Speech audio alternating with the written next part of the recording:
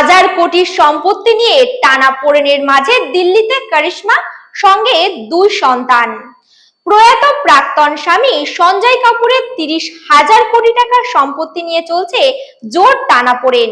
তারই মাঝে ছেলে মেয়েকে নিয়ে দিল্লিতে করিশ্মা কাপুর। সোশ্যাল মিডিয়ায় ভাইরাল হয়েছে ভিডিও।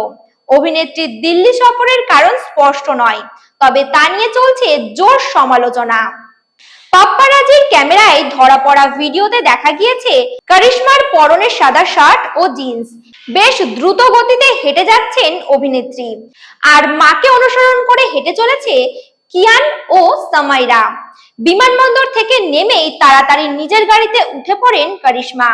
এই ভিডিও দেখে নেটিজনদের একাংশের দাবি, সম্পত্তি নিয়ে টানাপোড়েনের মাঝে ইচ্ছাকৃতভাবে ক্যামেরা দেখে নিজেকে লুকিয়ে নিয়েছেন অভিনেত্রী।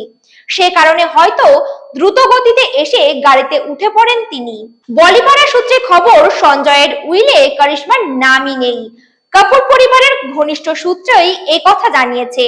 জানা গিয়েছে, প্রয়াত স্বামী এই বিপুল সম্পত্তির কানাকড়িও পাবেন না করিশ্মা, কারণ উত্তরাধিকারীর জায়গায় তার নামই নেই। উল্টো দিকে অভিনেত্রীও নাকি কোনো ভাগ চাননি। করিশ্মার চিন্তা শুধু তার 2 সন্তানকে নিয়ে। দেখছিলেন cine plus, presenting by KB production house. নমস্কার।